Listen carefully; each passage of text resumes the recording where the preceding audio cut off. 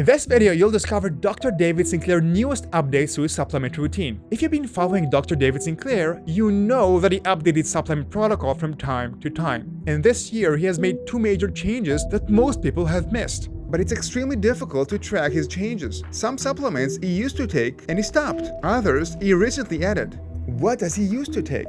What has he changed? And his new experiments. And also, I'm going to give you a bonus that is going to allow you even further to copy what he's doing. Everything simplified in one place. This is supplement number 1.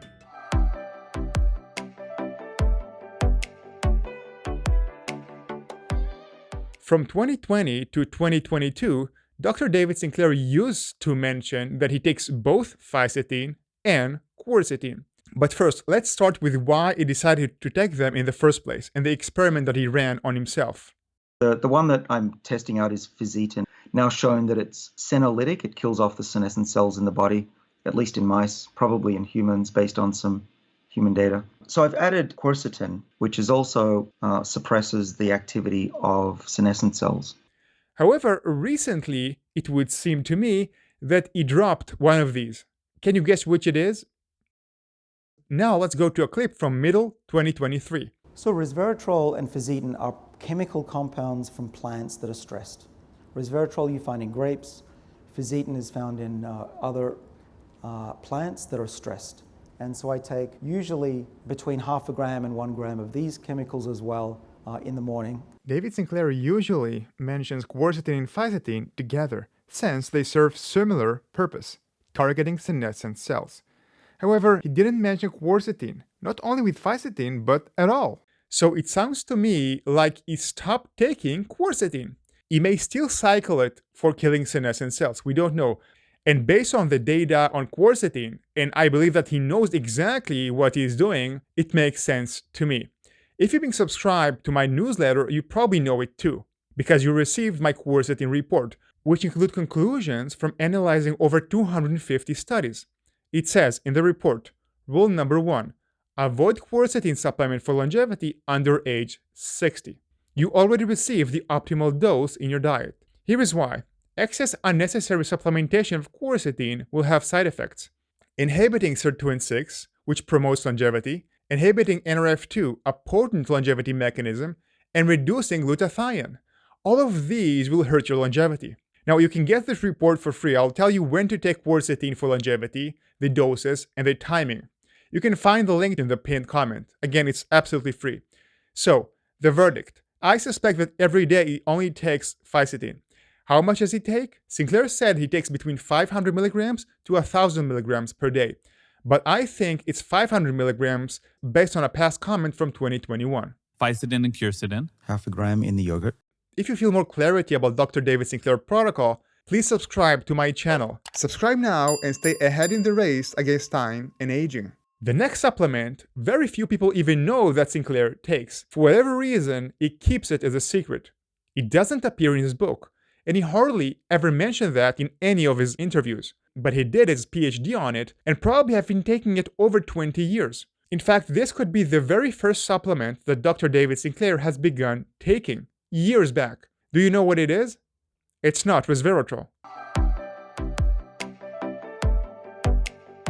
And alpha-lipoic acid, I did my PhD on this molecule coincidentally, and it is a molecule that is very good for the energy in cells.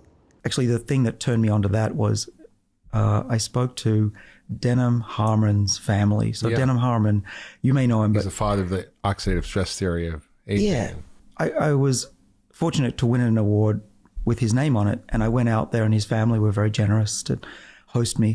And he was still alive at the time. He passed away a few years ago, but he was still healthy and going into work at 92. And so I said, what's his secret? Oh, lipoic acid. What about the dose?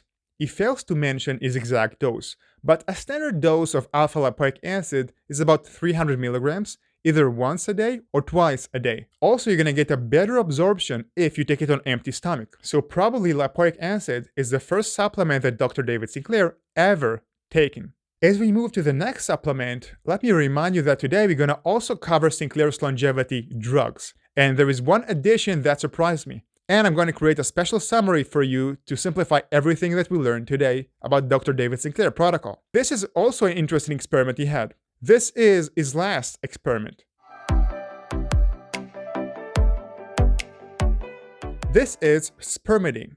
Dr. David Sinclair started taking spermidine 2 years ago. Let's hear him speaking about that. Just the last few months, I've added that to my protocol, and we'll have to see how my numbers look on Inside Tracker. Does he still take it today? This segment is from 2023. I'm asked this question every day. David, what do you take? Spermidine is a very interesting molecule, and you can buy it as a supplement, and it's been shown to extend the lifespan of many different animals, and probably it works by stabilizing the epigenome. So yes, he continues to take spermidine. How much does it take? How much of that are you taking? A gram as well. Okay. Even though in this video Dr. David Sinclair mentioned it takes 1 gram of spermidine, later in the comment section he said, correction, I said I take 1 gram of spermidine, but the active ingredient in the capsules is 1 to 2 milligrams. I apologize for the confusion. So the verdict about spermidine is 1 to 2 milligrams taking every day in the morning. Now, if you too consider to take spermidine, maybe there is a safer and cheaper way to get spermidine. And many of my subscribers ask me how to get spermidine from food. This study measured how much spermidine in each type of food and ranked them from the highest concentration to the lowest. I'm quoting from this study. Spermidine concentration in foods was as follows. Mushroom, the highest, 88.6 milligrams per kilo of food. Green peas, 65 milligrams per kilo of food, and broccoli, 32 milligrams per kilo of food. So as you can see, there is a bunch of spermidine in mushrooms, but also in broccoli and green peas. These levels, coming from food, more than satisfy or at least similar to the levels of spermidine that Dr. Sinclair takes in a supplement form. And also there is another certainty about the safety of spermidine in those foods. Of course, the highest food in spermidine is wheat germ, which wasn't measured in the experiment. So we have seen one major change that he has made, but the next supplement is one of the most consistent that he has been taking for many years. What is not consistent is its legal status. Can you guess what it is?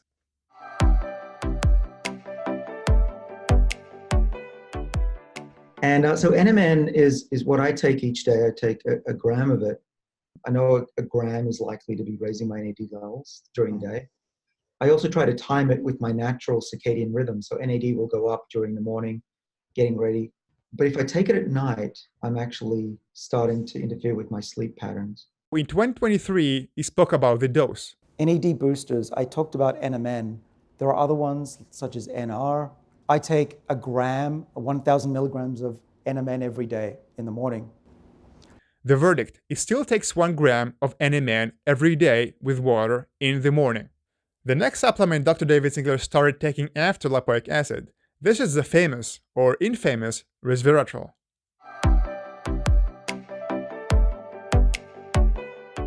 So let's go back. In 2019 book, he mentioned, I take 1 gram of NMN every morning along with 1 gram of resveratrol, shaken into my homemade yogurt. Does he still take the same dose? In 2022, in his very long interview in his channel, he confirmed, I'm quoting, I've been taking 1 gram of resveratrol since 2004. And in a recent segment from 2023, I showed you with fisetin, he measured that resveratrol again with the exact dose, 1 gram per day.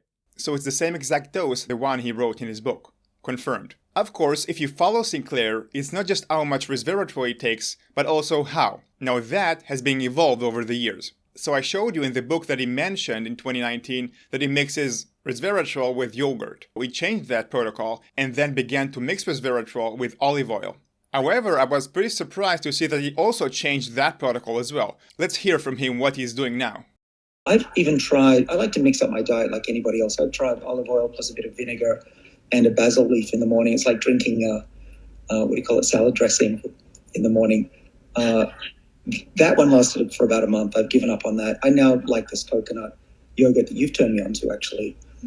The verdict, 1 gram of resveratrol mixed in coconut yogurt in the morning.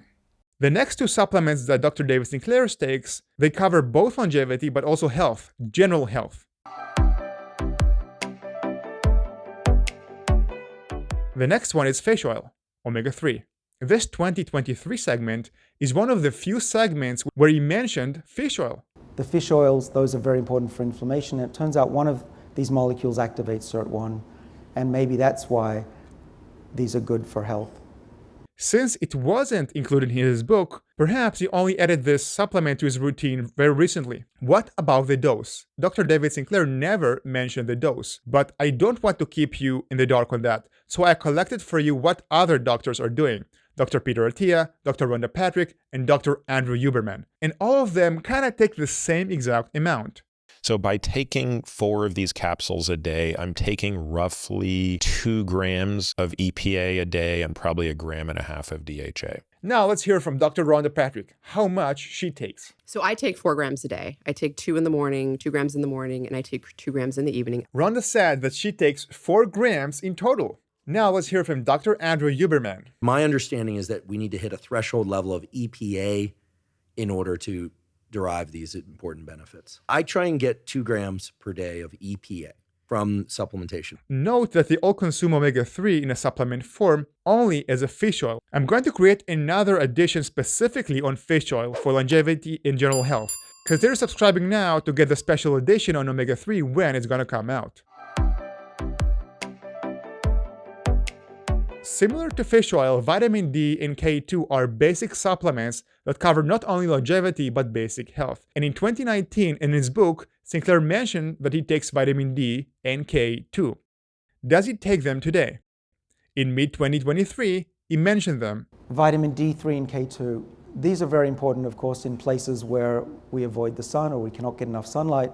K2 is not very well known. Vitamin K2 will protect your cardiovascular system from calcium deposits and put the calcium into your bones rather than your arteries. And usually those supplements come together in the same pill, so I take that. What about the dose of those 2 supplements? I never found one interview where he mentioned specific doses of those 2 supplements. A standard dose of vitamin D is between 2,000 to 5,000 units, and a standard dose of vitamin K2 is somewhere between 50 to 120 micrograms. So I estimate that his dose fall within this range. The verdict? He still takes vitamin D and K2, and the dose is unknown. The next supplement is the latest personal experiment Dr. David Sinclair added to his protocol. What is it, and how much does he take? I think taurine is super interesting. This amino acid was shown in this science paper from last week when you give it to mice, they have a lot of health benefits that are similar to what I just described in humans. And they even gave it to monkeys and found that their health improved. But the big deal was that those mice lived 12 to 16% longer. It was a significant extension of lifespan, which is a big deal because if it had a negative side effect, they probably wouldn't have lived longer. I'm currently taking 2 grams a day and to see how that works with me. So Sinclair started in 2023 to take L-taurine. And he said that it takes 2 grams a day. He seems uncertain because he doesn't fully understand the impact of taurine on mTOR. The thing that confuses me and the literature right now and scientists is taurine is also known to activate mTOR. It seems to provide longevity despite activating mTOR. How could a supplement that supposedly stimulates mTOR actually increase its longevity? I happen to interpret the exact study on which Sinclair based his decision to take L-taurine. And when I delved into the data, I found something interesting about mTOR. Maybe it's going to help you as well. This is from my L-taurine research video. mTOR is an important mechanism for accumulating protein and amino acids necessary for muscle growth. And this study specifically investigated mTOR in the muscles of the mice that were not exercising but were supplemented with taurine. And they compared these mice with mice without taurine. They analyzed the metabolism inside their muscles. So let's take a look at what they have found. Here in the upper right, you can see this PRS6P. Just assume this represents mTOR activation. Now let's compare the minus without taurine and the plus with taurine. Can you see how dull the taurine column is? This means that a lack of this activation of mTOR in the muscles of the mice supplemented with taurine. In fact, if you look to the left, you will see also the liver and brown fat exhibited similar results, a suppression of mTOR activation.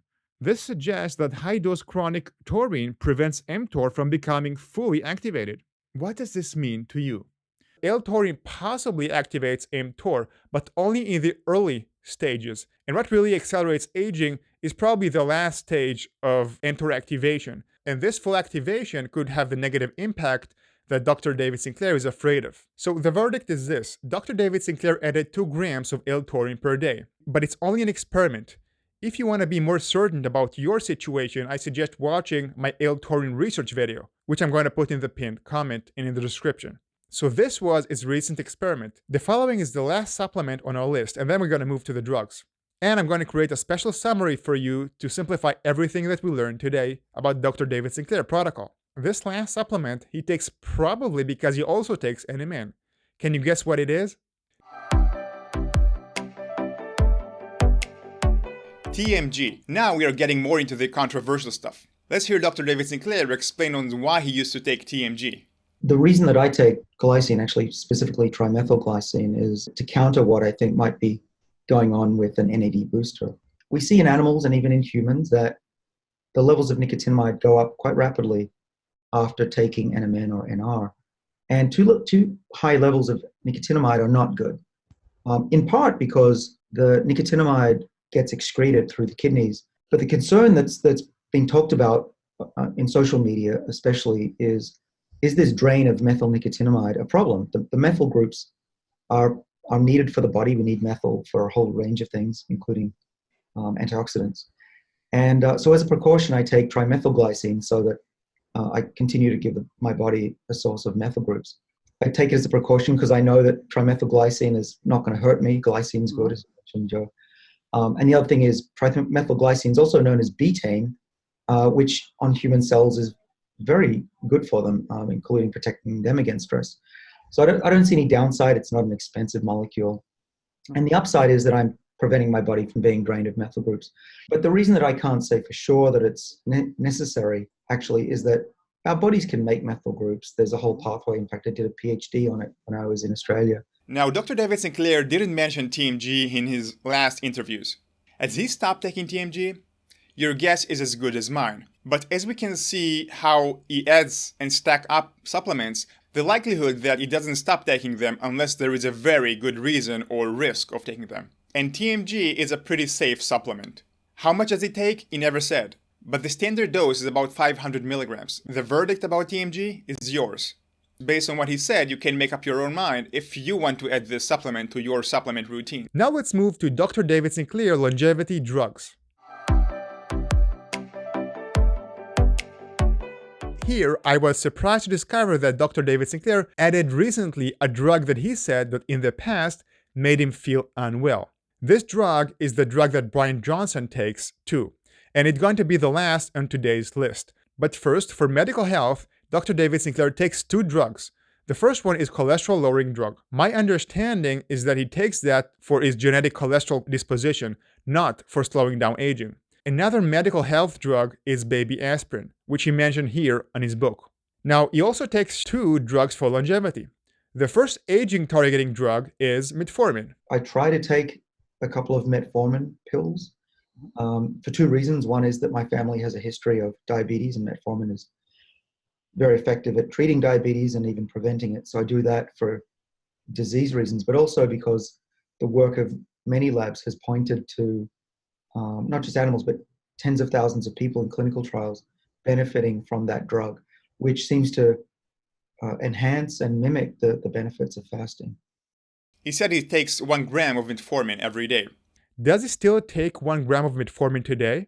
This segment is from 2023, 4.5 years after the publication of his book.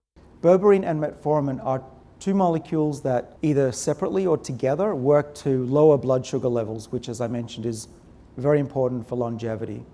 And so I take 1,000 milligrams of metformin most days of the week. So 1 gram it is. The last drug targets aging, and it's also the latest addition to his routine. This segment is from late 2023. Here Sinclair disclosed that he takes a longevity drug that he shunned in the past. Rapamycin? Yeah. Are you taking it? On and off, yes. I'm taking 6 milligrams once a week. So the drug he takes is rapamycin, and it works by targeting mTOR. I think what is interesting about this drug that it possibly allows us to eat more protein to recover from intense exercise routine without overstimulating mTOR. So I think it's a very promising longevity drug, but it's pretty experimental. Personally, I do not take it. Worth noting that Brian Johnson also combined this drug with high-intensity exercise. So maybe also try to consume enough protein to recover from his intense exercise routine, but also use rapamycin to target mTOR simultaneously. What about the dose? Sinclair did not mention the dose, and specifically I do not want to touch the dose because it's such an experimental drug anyhow. Now let's organize everything. Let's simplify everything that Dr. Sinclair does into his longevity routine. So you can decide if you want to implement that in your lifestyle.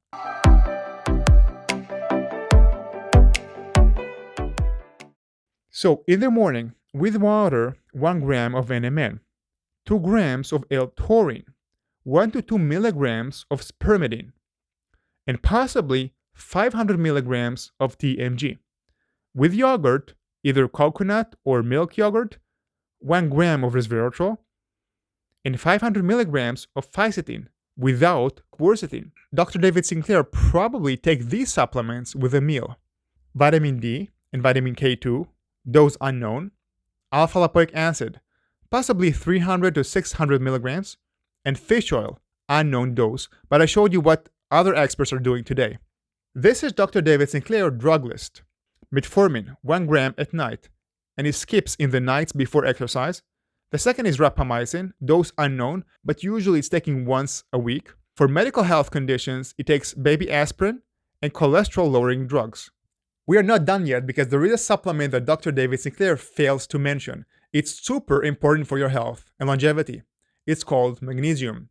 If you want to check what other experts are doing with magnesium, which types they're taking, the brands, I have a specific video that is the most popular in my channel. This is gonna complement your supplement routine. So let's summarize the call to actions you can do next. To fully integrate Dr. David Sinclair changes, these are the call to action that I suggest. Dr. David Sinclair has probably dropped quercetin. If you want to know why and to get the quercetin report that I mentioned, go to wellnessmessiah.com/gift. There you can download the report for free. Second, Dr. David Sinclair wasn't sure about taurine. If you want to feel more certain about your taurine supplementation, I suggest checking the taurine research. I'm going to put this in the pinned comment and in the description. And lastly, a supplement that Dr. David Sinclair failed to mention is magnesium. I suggest checking the magnesium video to see what other experts are taking, the forms and the types and even the brands. And if you like this type of content, please subscribe. Subscribe now and stay ahead in the race against time and aging.